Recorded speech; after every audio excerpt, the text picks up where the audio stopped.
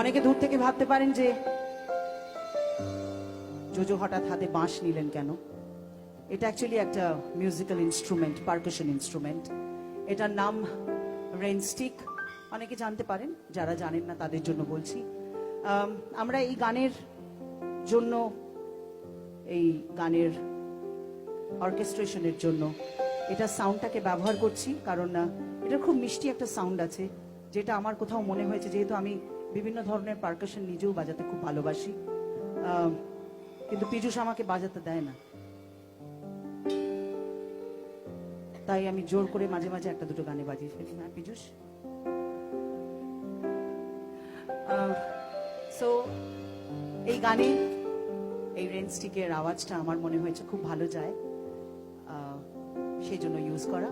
So here we go with the song.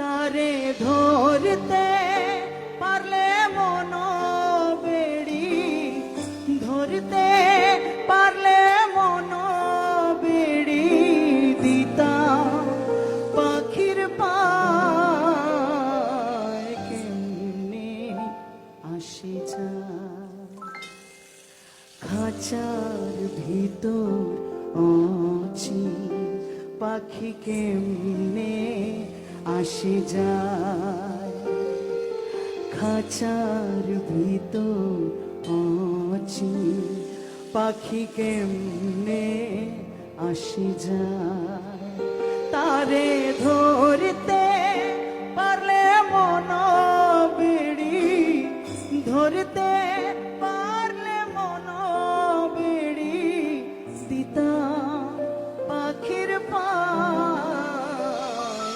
কেমনে আসে যায়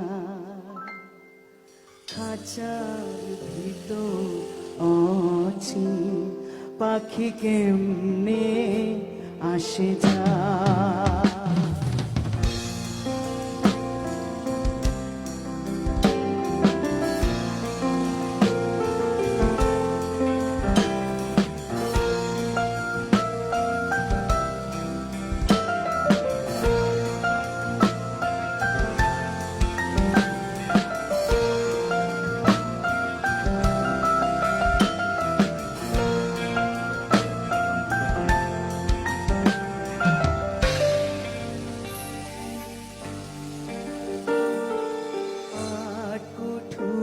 নয় দরজাটা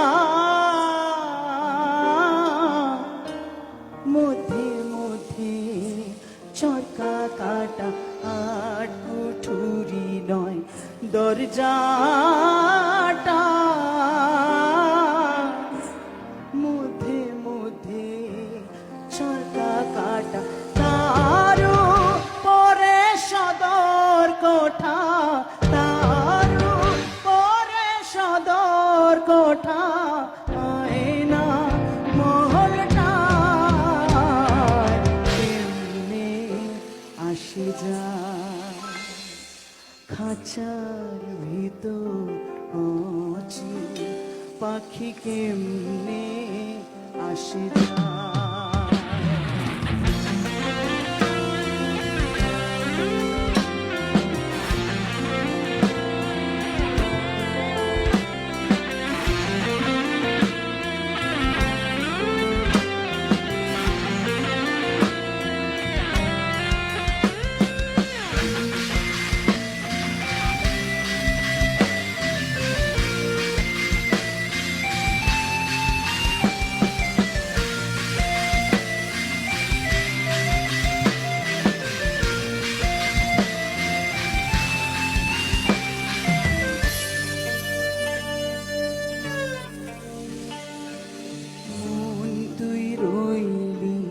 খাঁচার আসে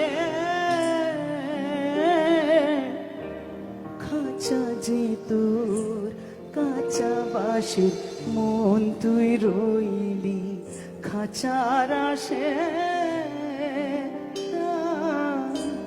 খাঁচা যে তোর কাঁচা বাঁশের কোন দিন খাঁচা পড়বে খসে কোন দিন খাঁচা পড়বে খসে ফকির লালন কেঁদে কয় কেমনে আসে যায় খাঁচার ভিতর অচিন পাখি কেমনে আসে যায় তারে ধরতে পারলে মন বেড়ি ধরতে পারলে মন বেড়ি দিতাম পাখির পায় কেমনে আসে যায় খাঁচার ভিতর অচিন পাখি কেমনে আসে যায়